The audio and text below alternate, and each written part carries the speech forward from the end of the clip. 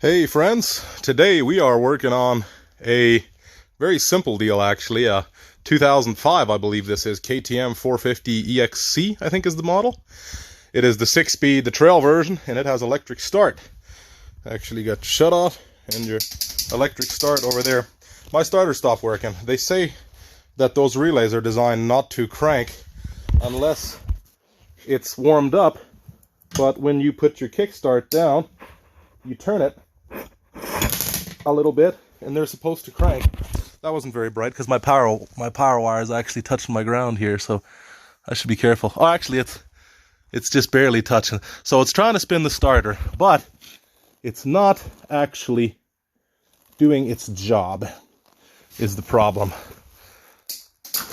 So it wants to, I just put a new battery in, but it won't actually crank. So this is very simple. The tools that you need for this are simply an 8mm and a ratchet, really. There's 2 bolts. Your starter's right here.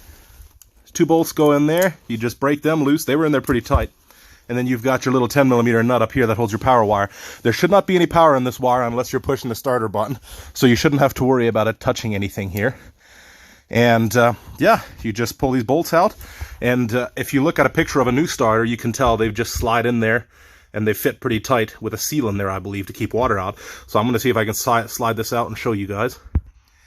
So that slides out real easy. All I did is I grabbed my needle nose pliers and I put it in one of those little holes and I gave it a little bit of pressure and it slid right out. And in there you can see where the starter sits in there. It goes into the flywheel with the fine teeth. I'll try to clean this up a bit, make sure we don't get any in there. And yeah, now I'm going to hook up power directly to this starter with a boost pack. Power there, ground there, and let's see if it spins here. Most likely what we're going to need to do is to open this starter up and either clean it or rebuild it, or if that can't be done, then just replace it. They're about, I don't know, 60 US dollars on Amazon, but I can't get them to ship over here, so it'll probably cost me about 100 by the time I find one that'll ship here. Let's see if we can get this thing to spin. Hook it up to a boost pack here. So there, you gotta be real careful. You got that hooked up there and there. And now, let's see if it'll spin. I'm gonna turn on my boost pack here. So it spins, or at least it did once, but then it quits. And that's kind of what it was doing before too, I find.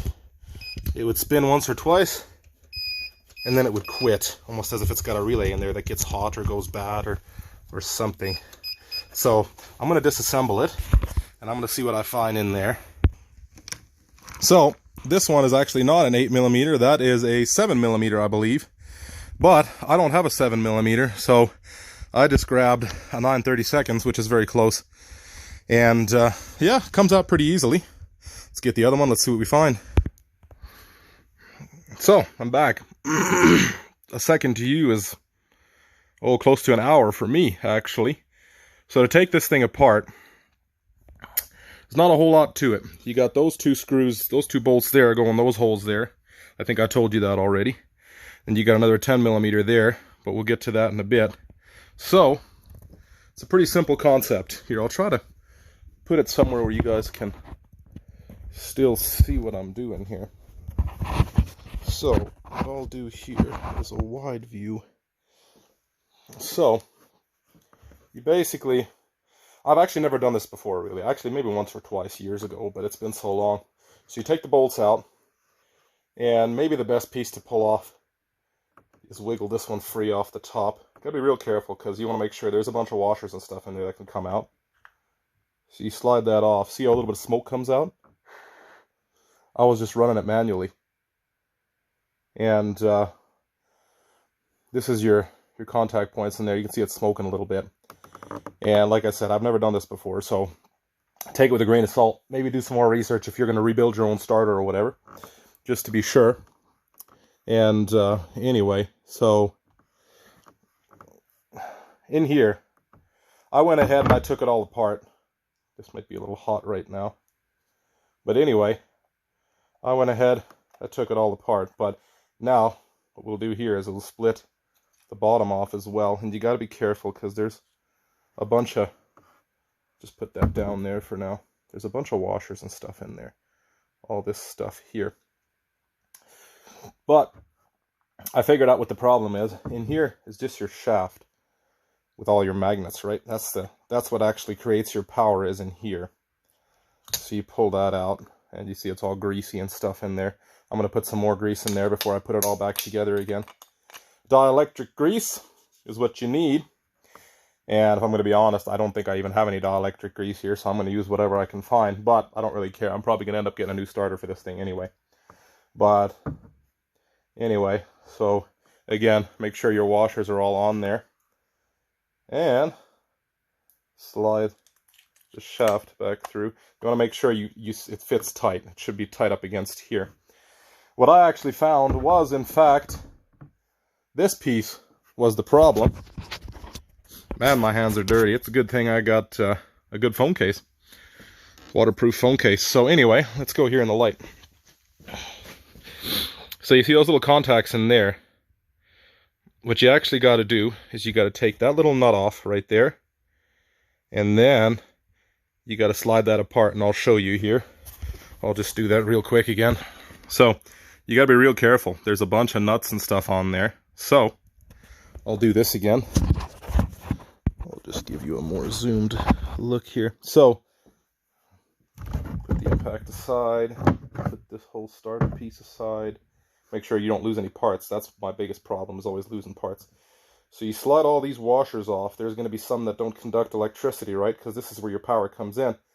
Otherwise, it would ground to your starter. So I'm trying to get all these off. They're kind of sticky. But you slide them off. Try to keep them on one little pile so you know what order they go back in on. And then you want to relieve pressure off of this. You pop that in there. And you slide that out. And again, make sure you're not losing any parts. There's washers in there as well, but that one stays in there. And this piece here, this was my problem here. And again, I'm gonna need a new starter eventually anyway, I'm sure. But anyway, so if we go into the light more here, those little contact points, that is where your power comes in. This is filthy, as you can see. That's a little spring there. That little spring there puts pressure on the outside, on that piece there, and pushes it through. And the same with on this side. Oh, come on, stop trying to focus on everything behind there. The same with there. So what I actually ended up doing is I used the needle nose pliers. I relieved the pressure off of that spring, and I pulled it out, and I actually flipped it over. Your wire is actually what's in the way there, your cable. So I pulled that piece out, I relieved pressure off the spring, and I popped it out. You don't really have to worry about the spring popping off too much, because it's just going to hook into that what would you call it there? Anyway, the piece that holds it in there. But what I did is put it out, and I actually flipped it over. I know that's not the right way to do it, but just to get it to come out just a little bit further. And what I'm going to do now is I'm going to grease it again. I'm going to put pressure. I'm going to push it through as far as I can. And then I'm going to grease it all up again, and I'm going to put it back together. Because earlier I had it apart, and if you wiggled it just right, the starter would kick in, but usually it wouldn't. And like I said, now that I pushed the contacts through as far as I could, I would honestly even consider cutting a little bit of the cable, cutting into the cable a little bit there if necessary. Here, what I'll actually do is I'll pull it out once just so you can see what I'm talking about here. Right there. So, as you can see, I popped it out. That's the housing. That's just where it sits in. And the spring sits in there pretty good. Like I said, it can't go anywhere because it's just sitting in there. And I'll just put that down for now. It pushes that little piece through there. Come on now, focus. Why is it never focusing? There we go, kind of. Okay, so it pushes that piece through. And like I said, that was the contact point that was normally there.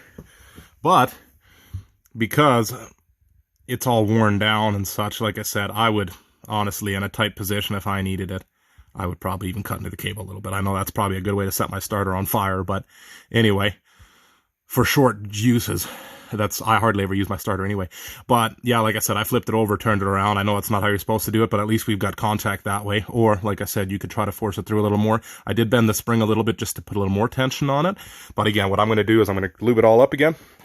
I'm going to put it back together, and I'll test it here again.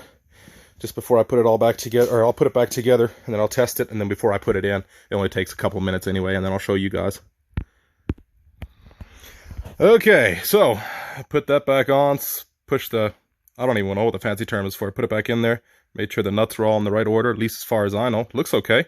Put the nut back on, made sure it was fitted in properly on the inside, otherwise it might not work. Made sure I greased everything as well as I could. Put it all back together. When you put those in, you got to make sure that it's spun in. Just kind of experiment before you put it in to see, make sure you get in the right holes. It's actually not hard. It slides right into place if you do it right.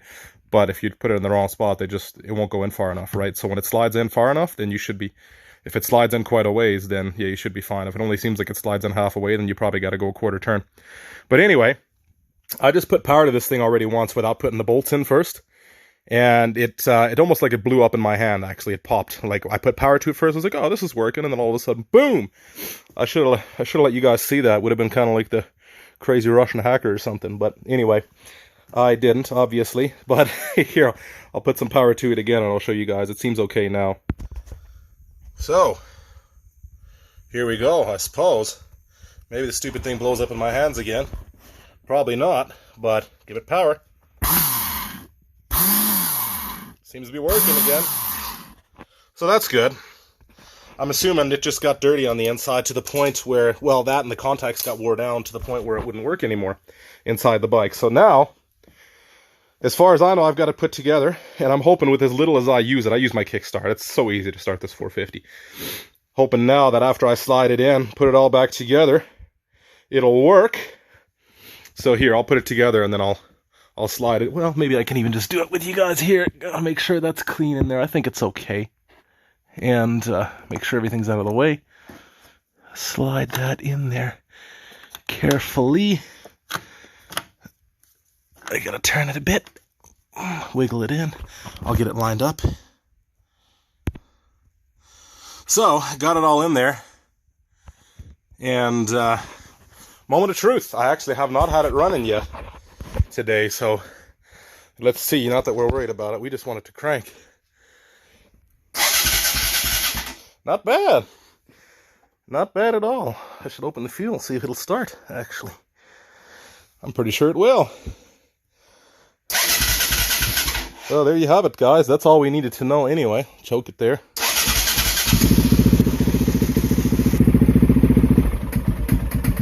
That's great. I'm actually pretty excited about that. Now I got a starter again. But anyway, hope that video helps somebody. Hope you guys don't do anything that messes anything up. If and when the starter blows up or catches fire, I'll try to update my video a little bit just to warn you guys, or I'll just delete it. But again, take it all with a grain of salt this time, because this was a little bit sketchy. I just figured I'd share it with somebody. Maybe somebody needed some help. Maybe somebody just had absolutely nothing better to do. No, that's probably not it. But as always, hope this helps somebody, and may God bless you.